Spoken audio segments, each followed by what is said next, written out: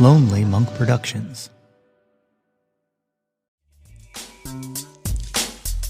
I don't know if y'all have heard Leave a Light On by Suge Daniels yet, but yo, that's my Jawn! Hey, yo, displace the guilt and embrace the pleasure. You're tasting things that don't need to be measured. You ain't being what's good, judged, friends you and won't family, get a neighbors score. near and far? Welcome to an all-new episode of the Yo, That's My Jawn podcast. The podcast, website, brand, movement, way of life dedicated to the embrace and championing of your passions. I am your host, Nate Runkle, a.k.a. the man who has never in his life been hated by anyone the way Kendrick Lamar hates Drake, a.k.a. Nate 3.0. Back at it again with yet another episode of the podcast. As always, I hope this podcast finds you all in good health and in good spirits. On today's episode, I am joined for a conversation with Ciara Grace. Ciara is an amazing new singer-songwriter on the scene, and we talk about her upcoming debut release, Write It Down. And, you know, we didn't talk about this, but she just celebrated a birthday this past weekend, and I just celebrated a birthday on Thursday. We're birthday pals, and we didn't even know it. No wonder we had such a great chat. And that chat is coming up in a minute here. But first, what is up? I hope you are all doing well, and I hope you are all enjoying hip-hop dominating the discourse as Kendrick and Drake are out here battling back and forth. As of this recording, Drake has just dropped the latest track, and I keep refreshing the feeds waiting for Kung Fu Kenny to clap back. My guy is on full goon mode. Man, I love a good battle. And this, y'all, this is one for the ages. You know, speaking of hip-hop, longtime listeners of the podcast have probably noticed that we have a new theme song that intros and outros the show this season. And I just realized that I don't think I've spoken about it yet or shared it. So let me do that right now. Okay, so the lyrics are expanded from the original theme that we've been using for the past 4 years. I took my verse from the G-Love Love from Philly acoustic remix that I dropped a ways back, and I've been using them whenever playing the theme live. So here they are now as part of the song. And the music to it, the music is an original composition that uses elements from a sample pack that was released by Ciara of Illuminati Hotties, who have a new song out, and it's a banger, and I'm sure you'll hear more about it on Too Old, Too New with Nate and Bruce, coming soon. Ciara herself called the theme song awesome and creative, and guys, that fills me with so much joy. That, of course, is her voice sampled on the JJAAWN. So I feel like I should be able to say that this theme song is by Nate 3.0 featuring Illuminati Hotties, right? Anyway, I want to play the full thing here for you one time, so, you never get to hear it because it's faded out and it's spoken over each week. And so enjoy it. Here, this is the Yo, That's My Jawn theme song featuring Illuminati Hotties by Nate 3.0. Enjoy. That's my Jawn! Hey, yo, displace the guilt and embrace the pleasure. You're tasting things that don't need to be measured. You ain't being judged, you won't get a score. So what the fuck is you faking it for? If you like it, admit it, don't quit it. You feel what you feel, man, you with it, come with it. Don't feel a bit of shame. Even if the world thinks that it's shiz lame, yo, tilt your head back, go ahead and get gone. Shout to the world, yo, that's my Jawn. I'm from the world of the 215. And like always, I've been kicking it live. Big shouts to my homie G-Love. Shouts to Chuck Treese, to the man up above. I rep the city of Hall & Oates. The Roots, Will Smith, Jazzy Jeff, the Goats. Hall of Fame, know the name, Gamble and Huff. Philly INT, yeah, that's the stuff. Tierra Whack, Meek Mill, Jedi Mind Tricks. Freeway, Neat, Buck, Young Chris. Eve, Bilal, Jill Scott, Amos Lee. Music Soul Child, shouts to Black Lily. I rep for the city of Beanie Siegel and the EAGLES Eagles. Go Birds. Tilt your head back, go ahead and get gone. Yo, tilt your head back, go ahead and get gone. Tilt your head back, go ahead and get gone. Tilt your head back, and shout to the world, yo, that's my Jawn.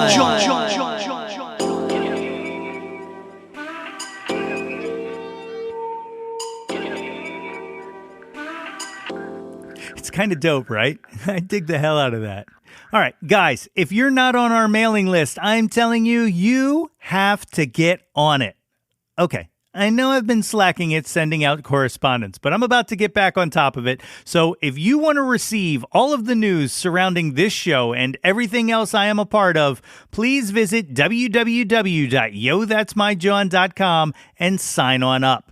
And while you're there, you can find links to the website, to the socials, to previous episodes of the podcast, to other shows I produce, to merchandise. All things Nate are up there at www.yothat'smyjawn.com. So give it a visit. Swell. All right, you guys ready for this show? Well, let's do it. My guest today is a rising singer-songwriter who is set to release her debut album this Friday, May 10th, entitled Write It Down. Co-produced by two-time Grammy Award-winning producer and engineer Glenn Barrett, the 12-song album was fueled by her passion for eclectic and expressive artists like Lorde, Fiona Apple, and Lucy Dacus, but rich with her own particular life experience and growing gift for seasoned songcraft. Folks, it is my honor to welcome to the show, Ciara Grace. Ladies and gentlemen, I am joined today by the great Ciara Grace. Ciara, thank you for joining me on Yo, That's My Jawn. Absolutely. I'm really excited to be here. So one of the things I always like to start every conversation out with is some kind of point of connection that I have to the guest and whatnot, and with you. So when the press release first came through my inbox and I'm reading through and I see Morningstar Studios, East Norton, I'm like, oh my God, my neighbor, because I'm an Ambler. Okay, oh, really? Yeah. So I used to live directly in Ambler actually before we moved to here. Oh, that's incredible. Yeah, right around the corner from. Sorry, keep going. No, you're good. No. But then I find out. Did you graduate North Penn? I did. So we went to the same high school because I used to live in North Wales. Man. Yeah, that's cool. It was something. It was definitely something. Well, it was much bigger when you were there than when I was there. Not that it was small at any point, but I think my graduating class had around 1,500 kids. Okay.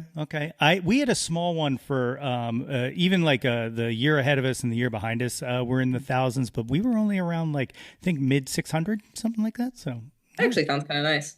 It was all right. But again, thank you so much for doing this. I always like to start things out in the Wayback Machine. So tell me a little bit about growing up. Clearly, we're from the same area, but oh, absolutely, yeah. So I was about to say I used to live in Ambler, right around the corner from like Wissahick and Middle School, and my dad had a studio there first that was right near where I also went to preschool. So it was like very, very close together. We moved here to this when I was around 7, and the studio my dad currently works at was actually a NASCAR garage before he had it converted, which was pretty cool. I'm a huge animal person. My mom and I don't trust us to go to shelters. We bring them all home. I think we've probably got 12 or 13 animals right now as I'm speaking, of all flavors. We've got dogs, cats, birds, horses. It really doesn't stop over here. And I mean, you've probably gathered this from the press releases I've done so far, but I've like completely grown up around music. My mom's a singer-songwriter, so I've had the really unique opportunity to, kind of be able to sit there and watch her go through the process of like writing her albums and producing them and getting to talk to all her musicians, and then going through it myself with the same musicians. And, my dad is the engineer. It was very, very cool. That's awesome. So, like you said, your dad runs the studio, your mom, a singer-songwriter. Was there ever any kind of rebellious point in your childhood when you were like, I don't want to do music? No. Yeah, I thought it was too easy for me. I was like, this isn't fair. Like, there's probably someone out there much more deserving who like doesn't have all this stuff. I wanted to be a criminal psychologist. Even now I'm in college for psychology. I want to be the person they put in the room, like figure out what's wrong with this dude. That's incredible. And then write a song about it. What was your first taste in instruments? I mean, obviously they were clearly all around the house, but what always. Guitar, definitely guitar. And it wasn't even like strict lessons. It would be, my parents and I watching something at home in the evening, and dad's like, here, let me show you an A chord. Let me show you an A minor. And just over time, I built up enough of them to play cohesively. Yeah. Did it come easy to you or I think so. I don't fully remember because I started playing probably when I was like 4 or 5, and I think by 12 I had it pretty down pat, at least yeah. chords and strumming. Yeah. When did you do any music in school? I was in choir. I played cello very briefly in fourth grade. Um, I enjoyed it, but it was not for the weak lugging that instrument back and forth. Yeah, basically just chorus in school though. I've Yeah. always really liked to sing. That's cool. So you're around all of this music. When does like writing start? Like, are you kind of writing all the time, or? Yeah, I try to be, even if it's not songs, I just try to like kind of get down a stream of consciousness, just to keep them going. For this album, I didn't really know that I had the capacity to write like good songs until I got broken up with. Kind of lit a fire in me. But yeah, ever since then, I try not to stop. Yeah.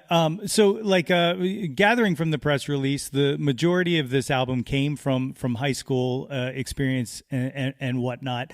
Were the songs kind of? I mean, clearly they're not going to be where they're at now because it takes work. But the genesis of the songs were they always kind of in your mind a bigger production like this, or did they start out just kind of acoustic singer songwriter?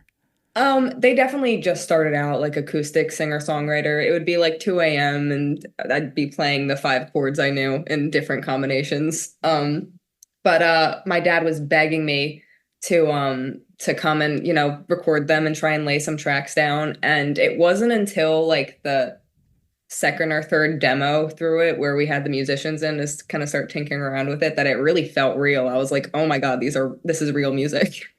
Yeah, well, it's wild to me because like it feels like it hasn't been kind of worked on for a while. Like it feels very current, Thank you. and it's incredible. Like it sounds like absolutely incredible. How much I know your dad's kind of listed as a co-producer on it. How much input and like is it challenging to kind of work with your dad and be like no, please, no, like or Not fully. My dad and I have like a very good relationship. Sorry, I'm trying to think of how to phrase this. It wasn't difficult at all. And the majority of it was us kind of sitting together in a room, going through his long lists of like sound catalogs. My God, he has so many of them. And just, being like, does this sound cool? Does this sound good? And then, there were some times he'd make executive decisions over mixing and mastering stuff. And I trust his input more than I trust my ears. But yeah, no, I wasn't uncomfortable at all. And it was super fun to be able to kind of experiment with that in a way I hadn't. That's cool. The I'm gonna jump all over the place because I have ADD. Go ahead. It's just Go ahead. we're everywhere.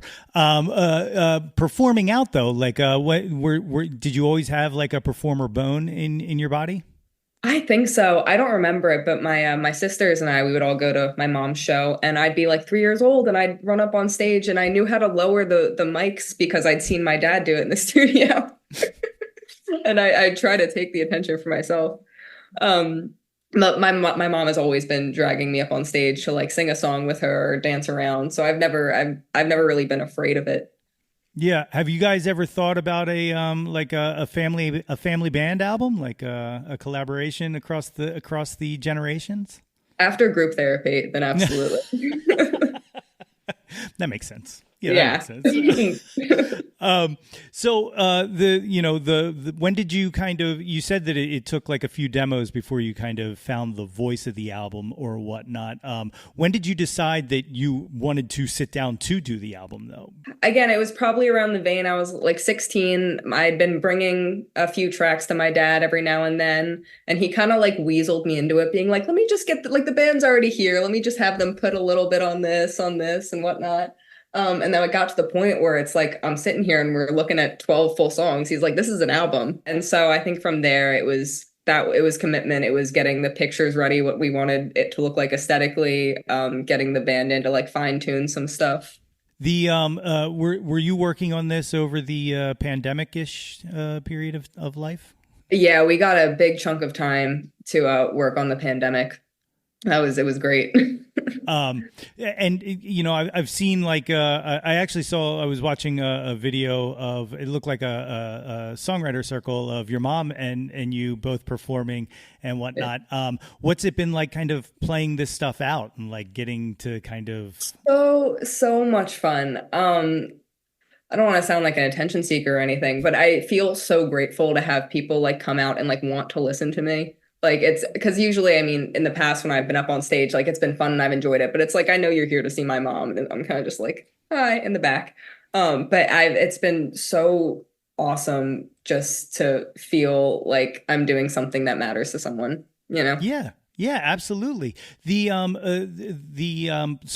playing out and stuff like that. Obviously, the production is back to the kind of singer songwriter and stuff like that. Is there a plan to put like a big band together to kind of get this stuff out? Yeah, absolutely. I mean, the band I'm working with now, they're all phenomenal, but they're so beyond they all have jobs teaching music in important colleges. But yeah, we're definitely going to try to put something together over the summer into the fall so I can play out more with that kind of the big production. Yeah. Again, mentioning that you went through, multiple demos of this and whatnot. Are you comfortable now to the point where you feel like you've found your voice? Like, do you think this perfectly encapsulates like what you've wanted to do? Or do you, I know like everybody always says, oh, I'm always going to grow. It's never, I'm never, but do you feel comfortable, I guess is what I'm saying, with how it turned out and where you're at now? You caught me. I was definitely going to divert this into I'm still growing. But for where I was at, like this feels very indicative. Like the whole album feels very indicative of where I was in my life when I was writing it, and it makes me feel pretty nostalgic. Like even the production to the lyrics just really nails down. I think it's a good representation of myself and my voice right now. Yeah. Is it interesting? Now I know you're not an old person like me, so like 16 wasn't very long ago, but is it interesting, like kind of revisiting these feelings and emotions and kind of carrying them over, having grown past that? A little bit, but and somehow in some ways the songs almost take on a new meaning when I get to play them live so often, and someone will come up to me and be like, "Oh, I really related this to this," or this really made me think of that, and it's like, "Oh, I mean, it belongs to everyone who relates to it now." Yeah, of course. So like you said there's 12 songs, I think 11, 12, 11, 12. Yeah, I think maybe okay. 11. It's great. There's so much good stuff on here, but I gotta tell you right now that like I'm a production nerd, and so Play Pretend is like crack cocaine to me. Like it just sounds so good. That was we put the most effort into that one just because we had so many ideas of where it could go, and I was so adamant. I was like, I want it to speed up in the bridge, and my dad was like, no, we can't do it, and I was like, yes, we can. It's incredible, and not just from a production standpoint, but from a songwriting standpoint. Like it's just it feels fully realized. How long did it take to kind of you just said you put a lot into it, but how long did it take to kind of get the genesis into like the magic that we hear on the album now? Wow. I mean, from writing it, I always kind of knew where it was going to fit musically, like in that kind of angsty, dark kind of feeling. I wanted it to have like modern touches of not even necessarily like hip hop, but like just kind of some modern beats going with it, because it didn't take very long at all. I mean, the first few demos of that one kind of nailed down where we really want like that gritty bass. We want a bunch of these floaty noises coming in, and it kind of made itself. It was really incredible. That's awesome. Yeah, like it definitely stood out to me the first few times I listened to it. I kept coming back to that track. Like it absolutely, like I said, scratches that nerdy producer itch in my head. Thank you. Yeah, absolutely. And then the other one early on the album is "Don't Love Me Now," which lyrically, absolutely like. I mean, no disrespect or belittling behind this. It does not feel like a high school kid wrote that song, because like it's one of those things that like there's things in there where I'm just like, man, you are wise beyond your years if you're 16 telling somebody else this. Thank you. I always tell everyone it's like this album specifically was just me having horrible romantic decisions with like awful self-awareness. It's awesome. It's like Thank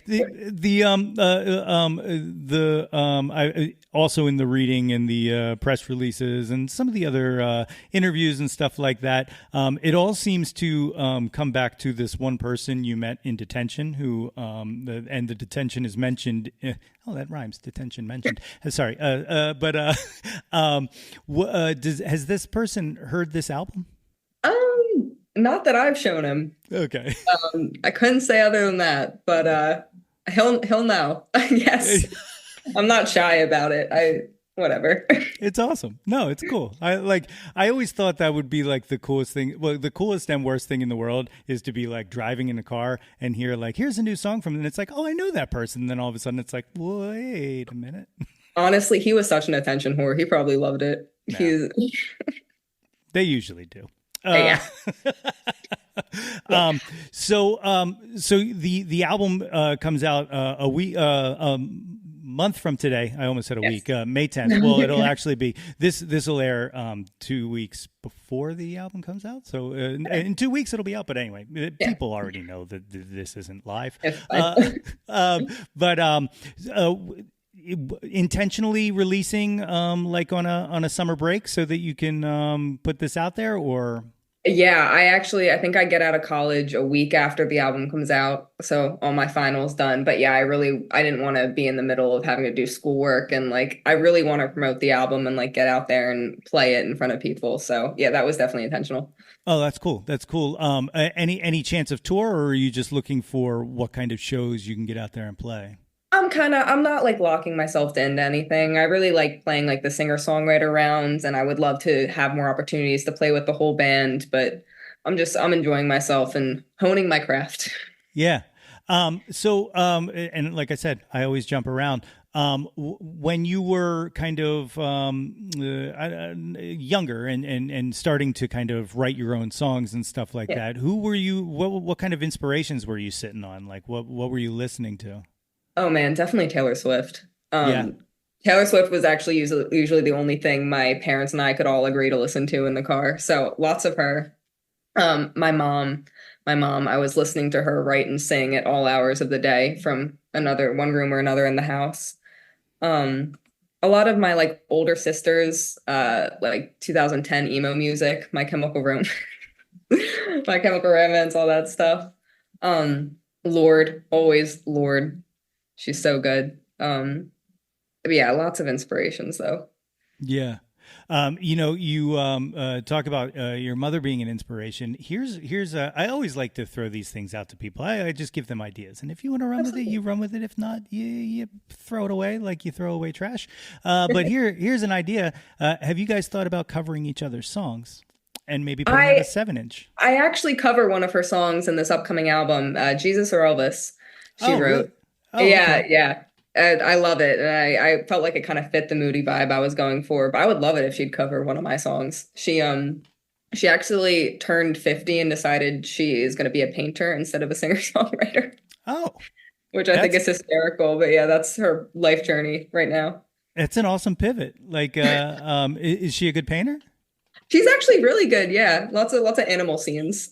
Okay, all right. You talk about the animal rescue and stuff like that. You ride horses? Did you used to compete with that too? Is that what I saw? Yeah, when I could afford to do it. Right. It's such a money pit, but yeah, it's really just they're so cool. They're like large dogs, and I just feel incredibly fortunate to be able to interact with them. Yeah, you still have horses? We have 2 right now. Yeah. Names? Mine is Spoons. He's funny. He used to be a racehorse actually, because you can get those for real cheap. And yeah, he's a funny boy. And then my mom has a quarter horse, so kind of like the cowboy horses from Montana that she bought off Facebook. You can buy horses on Facebook? Oh yeah. You'd be surprised. Facebook Marketplace is popping. But yeah, it arrived. She bought it sight unseen, and it surprisingly arrived here unbroken. So wow. all good. That's incredible. It's funny you mentioned Facebook Marketplace because you know how the internet works and how cookies work. You click on one thing and all of a sudden that's all you see anymore. And Oh yeah. now in my Facebook Marketplace, the only thing that comes up is like people getting rid of pianos for free, and I'm trying to figure out like how I What can did you convince. say? I was looking for free pianos. I just Oh, want no, that's fair. but I'm now trying to find a way to convince my wife to let me just bring a free piano into our house. Like, you don't have to pay for it. It's just going to take up Hey, space. that actually sounds like a great deal. Yeah. I'll vouch for you. Yeah. Thank you. Thank you. Listen, Katie, this is what's going on. We're getting teamed up on it. But anyway, it's funny too because like her reason against it is, they're getting rid of it because it takes up space, and I'm like, no, I know, I get it. Exactly. It's fine. Thank you. I know musicians who put a drum kit in their bathroom because they have no more room, but they got to get it in there. Got it. Yeah, yeah. Well, that's also on the list. Don't let her hear that. Oh, She'll it adds hear an what's ambiance, if anything. I need bathroom drums sounds like an album title or a band title to me. It's the next one. It's the next one for me. It's a perfect segue. So like, I know this album's coming out in a few weeks here, but you're clearly still writing and you're still have you given thought to what's next? Yeah, I actually I'll give you a little teaser. My dad and I were actually planning to do like an EP because I wrote like hundreds of songs for this past album, and I kind of was really picky about which ones I wanted to go on and to make it cohesive. But I wanted to do an EP of a bunch of others that I wrote for it but didn't put on, but I still really love. So that's that is awesome. next. Yeah, hopefully over the summer. And then another album. Yeah. Definitely at some point if I'm fortunate enough. Has the work on this kind of influenced your songwriting at all? Like, are you looking into kind of different avenues or sounds? Definitely. Sorry, I don't mean to cut you off. No, you're. Just because this past album was like very majorly written on guitar, piano. I'm really excited to kind of start producing first, almost, and then trying to fit what I've written into that in a different avenue. So yeah, I'm really excited. Speaking of producing, have you any interest in kind of you're following in the path of your mother at this point, but have you any interest in following the path of your father and producing other people's work or anything? Or I've thought about it honestly because not to be morbid, but the studio is going to be mine at some point, and it'd be really cool if I could pick up where he left off, even if one day I decide I don't want to write and sing anymore. At least I'm still involved in music. But he claims it would take 40 years just to teach me how to go through all the sounds on his catalog. So maybe one day. You better get started. Oh yeah. Having access to a studio like that, what's that like? Like you said you've written hundreds of songs and stuff. Are there demos of everything? Like because you can pretty much track it right away. Buried somewhere. Oh my God. I was writing a lot when I was like 15 too, probably right before like all the good songs about life started coming. And I recorded demos over here because dad wanted me to, and he'll still pull them up occasionally and be like, listen to how good this sounds. I'm like, no, let it lie. Awesome. And this is the other thing I always throw out to people. These early things deserve to be on Bandcamp so that people can pay at least $1 and hear these things. That's fair. Or else he's going to blackmail me with them one day. That also is probably going to happen at some point. Yeah. So what's the approach on essentially selling this album? Like, are you doing any music videos for it or? Yeah, it's in the works. We have a bunch of ideas. We're kind of bouncing around. I'm still getting used to like being in the whole situation of having to like roll out an album press release kind of thing. I'm investing heavily in TikTok as someone in my young 20s. But I'm more concerned right now just getting people to be able to hear it, whether you like it or hate it. I want you to listen to it and be aware that it exists. Yeah.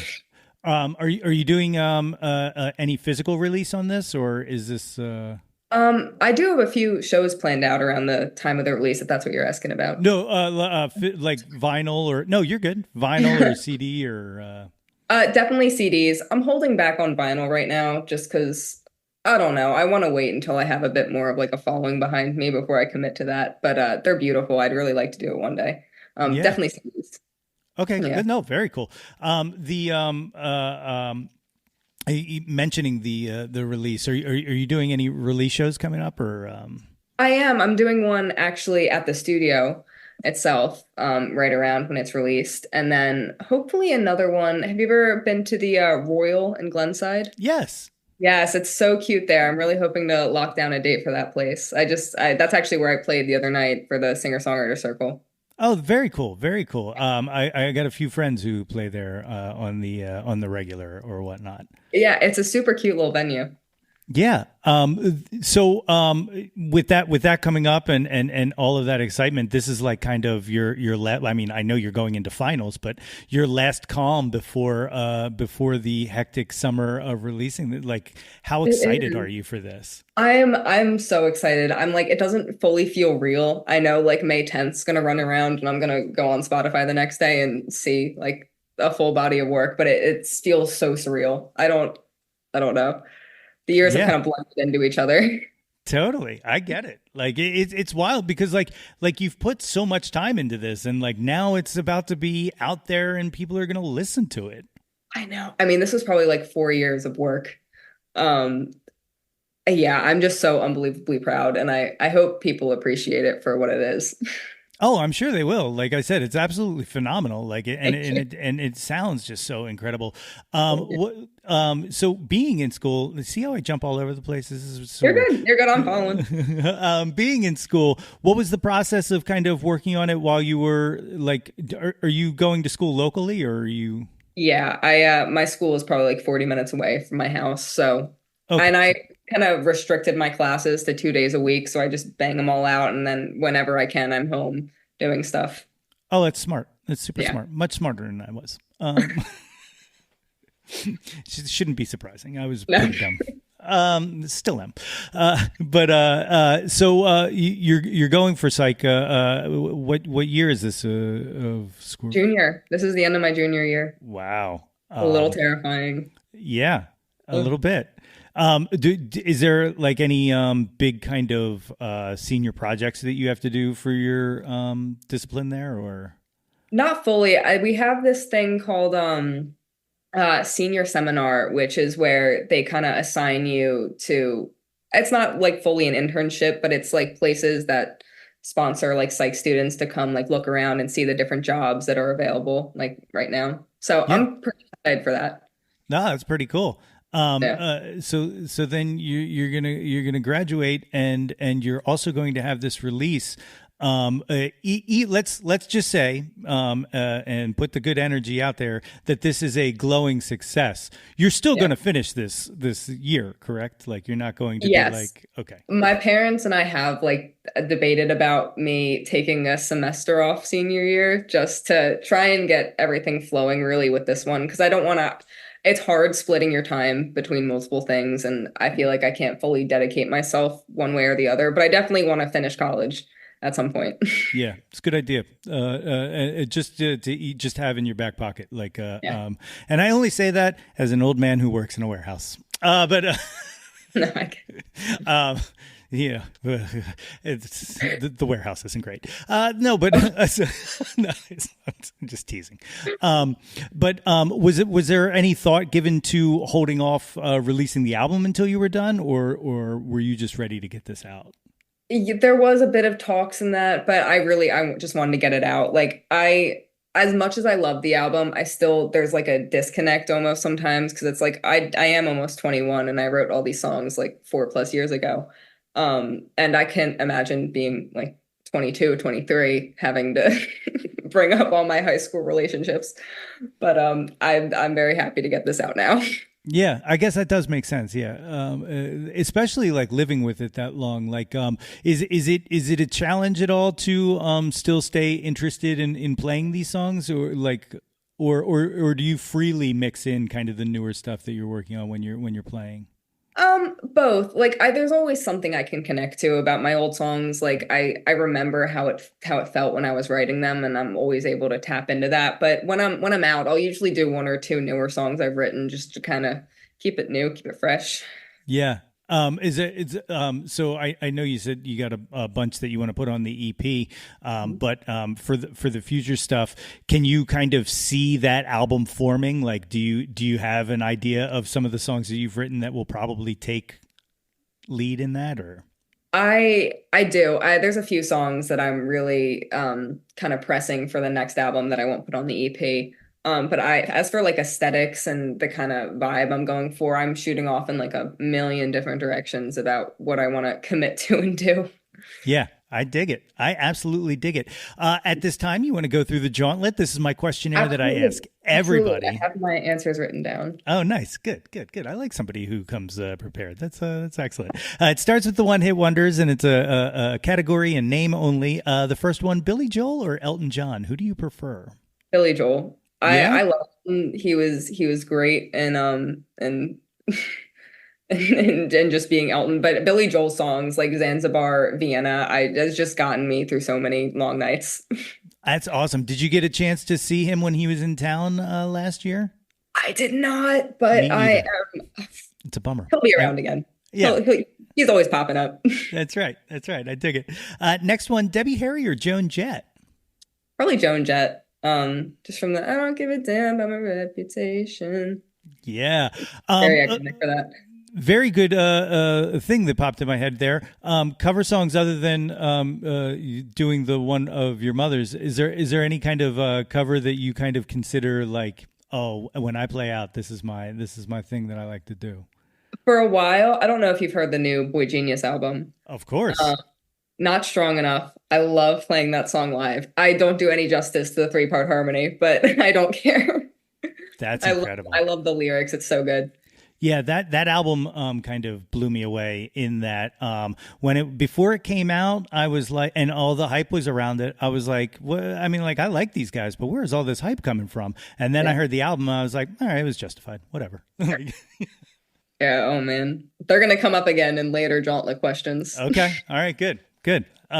Next one, Aretha Franklin or Tina Turner? Aretha Franklin. Okay, I respect her that. voice is just such a powerhouse. Hell yeah. Nirvana or Pearl Jam? Nirvana. I think that was also probably more my time frame. Yeah. Yeah, Pearl Jam's really good, but I don't have like the 90s nostalgia that I have for Nirvana. Okay, I dig it. Janis Joplin or Stevie Nicks? Stevie Nicks. Yeah? Loved her in that American Horror Story episode. Yes. Wasn't that phenomenal? What was she doing there? That was hysterical. I actually went to college with one of the people who played Kathy Bates's daughter in that season. Really? Yeah, yeah. That's really cool. Small world. Next one, Beatles or the Rolling Stones? The Beatles, my dad's obsessed with them. We have so much like Beatles merchandise like hanging up around the walls here. And I couldn't escape childhood without listening to them. That's awesome.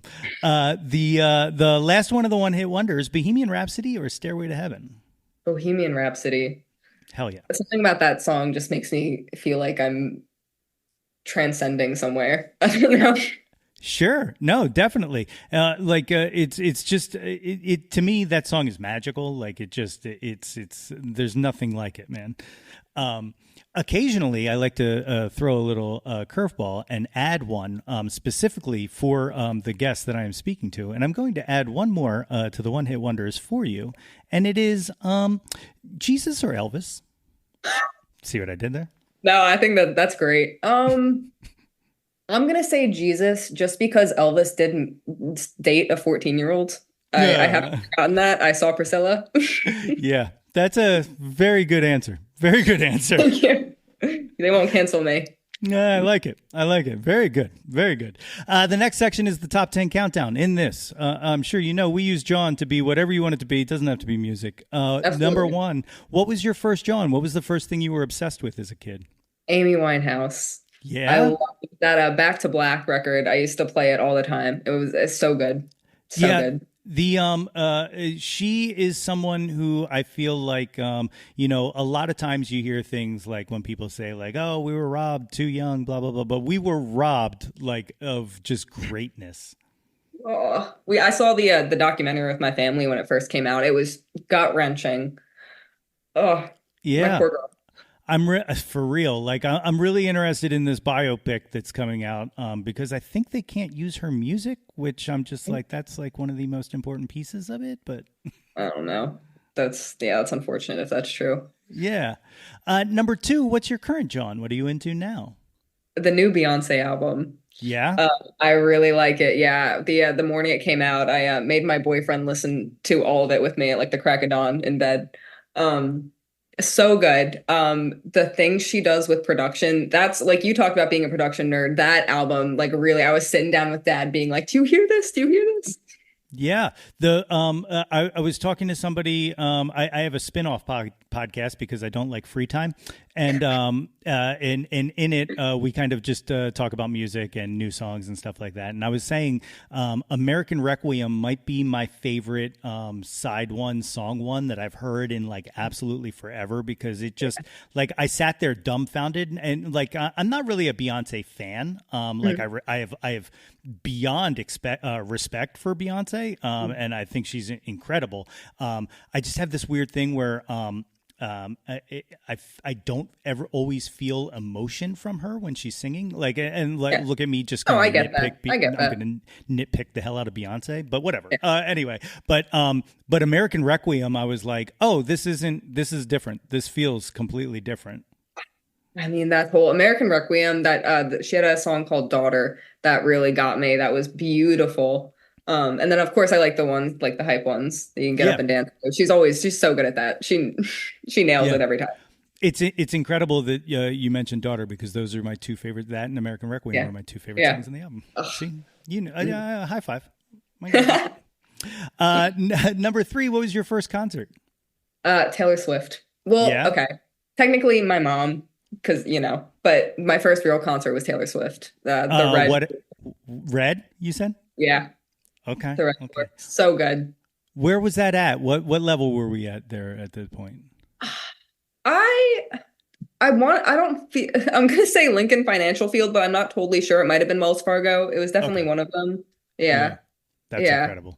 Yeah, so I'll put this out there. I'm a big Taylor Swift fan, but I mentioned this a few episodes ago, but I DJ'd a daddy-daughter dance for a bunch of elementary school kids, and even as much of a Taylor Swift fan as I am, the amount of Taylor Swift requests that I got, and not just for like hits and stuff like that. I mean, like deep album cuts and stuff like that. And then they were like, "Can you play the 10-minute version of All Too Well?" I was like, "I can, but what are we doing here?" But what are we doing here? I think I saw your tweet about that. You were saying all the dads were asking for Love Story. Yeah. This is a great night. Number 4, what was your last live show you saw? Boy Genius. I pulled a confuddle a little bit and I saw Boy Genius at the Man, I believe, and then at a festival in Maryland the day after. So they are crazy. They're like powerhouse. They come at you with like the loud guitar and they're running around, flipping around on stage. They're so much fun. That's awesome. I made this joke that I want Boy Genius to kind of be just an idea that occurs where 3 powerhouses get together all the time, 3 female powerhouses. And my next one, I don't know how familiar you are with these bands, but my next one is I want Liz from the Beths. And I want Sadie Dupuis from Speedy Ortiz, and I want Sarah Tudson from Illuminati Hotties to put a hard Boy Genius together. So incredible! I think we should try to get that in the dictionary. Right? Yeah, I will help you on that. All right. See, I'm getting a piano, and you're going to help me make this happen in the dictionary. I love it. Absolutely. We're making things happen. Number 5. What was your favorite concert? Best show you saw? Definitely either Boy Genius or I saw the Eras tour last year, which I don't even know if you can call that a concert. It was like a production. And so many millions of dollars went into that. Rightly so. It was fantastic. Yeah. The entire Taylor kind of explosion in the past year, like she was already big, but somehow I'm like, how did you get bigger? Like there was a ceiling and you just flew through it. Yeah. There's nothing stopping her. She's she's going everywhere. Did you hear she's like gonna step into like the realm of directing, like movie directing? Really? She's coming after everything. Nothing's safe. That's crazy. It's like I just talked to somebody about Jason Kelsey being able to sing and stuff like that, and I was like, can the Pro Bowl Center like let us have something? Like, can Taylor just let us direct things? Like, come on, you can't do it all. Well, she can. Oh, She said, "Au contraire." yeah. Number 6. Who have you never seen live that you wish you would have? They can be living or dead. I had Hosier originally written down because I would have loved I've always seen videos of him in concert, and he's up there shredding his guitar, being 7 feet tall, and he is incredible. Freddie Mercury, just to call back to Bohemian Rhapsody, I would have loved to see him live, specifically the Live Aid concert, the really famous one. Yeah, I can't even imagine. the way that he could command a stage and an audience, I've never seen anything like it, and I feel like I'll never see anything like it again. Like, it's incredible. I'm sure there's like a tension in the air just even watching it. Like, you can feel how much he's got the whole crowd in his hand. It's Yeah. even on camera. You speak about Live Aid. I had a guest on here. I don't know how familiar you are with Eric Bazillion of the Hooters, but he said he left. They played. They were like the opening act. They played, and he left and went home, and then just came back for the finale. I'm like, wait, what? You can stay and watch the whole thing. Nope, he left. But he did say he had something personal going on. And Yeah, well, that's all right. I guess it's all right. I guess all right. Still, I don't know. I don't know how personal it could be. It was Live Aid. Number 7, name an unappreciated Jawn, something you wish had more attention to it. Lord's last album she just did, Solar Power. No one, I guess people were kind of expecting more like drama from her, but I was very low key. I really liked it. It was very good, like reading a book, beach weather songs. Yeah. That's awesome. I have this weird thing where I forget. I'm now forgetting new releases when they come out, because like I forgot that album existed, and I was like, oh yeah, I did like that. Like until you just said it right there. So awesome answer, very good. Thank you. Number 8, what's your favorite album? This changes constantly by like the week or the season, but the most recent album I listened to where I finished it and I was like holy shit, what did I just listen to? Ethel Cain, Preacher's Daughter. I don't know if you've listened to this yet. It's kind of like folky rock. It like lives in that realm. So good. She like constructs this whole storyline of this girl who's living in like the middle of nowhere, deep south, and runs away and has a crazy life. It's just a very good album. That's awesome. It's going on the list. I will definitely check that out. I have so last year, trying to put together my top 10 albums of 2023. I ended up I ended up with 30 of them because I couldn't settle on 10. And so this year I was like, you know what I'm going to do is I'm going to keep a spreadsheet of the things I listened to. Mm-hmm. And then that way I'll just have an actual, like, I can actually just go, well, these are the 10, and that's easy because it's right here. We're in Q1. We just ended Q1 of 2024. First of all, I've listened to 148 new releases this year. Wow. Yeah. And I jokingly said to somebody, I was like, hey, what are your top 3 albums so far of 2024? And he gave me 3. And then he was like, what are yours? And I was like, oh, I can't just pick 3. And so like I'm already failing what I tried to avoid by doing all of this. So that's all right. But I'm so indecisive. Yeah. With all that said, I'm still going to check the Ethel Cain album out. You should. It's truly a listening experience. That's awesome. That is so cool. Number 9, who's an artist whose output you'll consume anything they put out? You probably could have guessed this from me, but Taylor Swift, without a doubt, every time. I will that on whenever her newest one is coming out. It will be in the past. Yeah, it'll be in the past from when this releases, but it's not this Friday, but next Friday. Yes. And I'm right there with you. Like, I'm really interested specifically because she went real Lana Del Rey with these song titles, and I'm really interested to see what that means. I think I've heard I heard she had Florence Welch on it, which I'm like immediately they're doing something incredible together. I don't know what it is, but it's something. I've heard it described as like a mix between like soft rock and like 2000s pop, which is interesting. I'm not sure what that gives me, but I'm excited. Oh, Yeah. sorry, my computer just like. Oh, yeah, you're still there. We're good. Okay. No, yeah, I'm super excited for that. I did not. I did the limited edition of the 1989 Taylor's version, and then she kept putting out more and more limited editions. So I drew the line on this one, and I'm done. I'm not limited editioning this one, but I let myself buy one. yeah, see. I'm cutting myself off after this. Yeah, she knows what she's doing, because I don't know if you saw the vinyl sales from last year, but of the top 10, I think 5 of them were hers. So, she's billionaire now, so she's doing something right, I guess. That's right. She's the Travis Kelce baby mama, sugar mama. I got that wrong. Yeah, yes. That's what I meant. It's his sugar mama. No, that's I've been thinking it. The 10th and final of the top 10 countdown. What is your favorite Jawn of all time? Can be anything you want it to be. Build Me Up Buttercup by the Foundations. I have a really nostalgic emotion attached to that song. My sister used to play it in the car all the time, and I'll still listen to it if I'm like upset about something. It'll cheer me right up. That is incredible. It is one of the most joyous songs. Like, I have songs that like will just immediately put a smile on my face, and that is definitely like a top 5 smile on my face. So good. So good.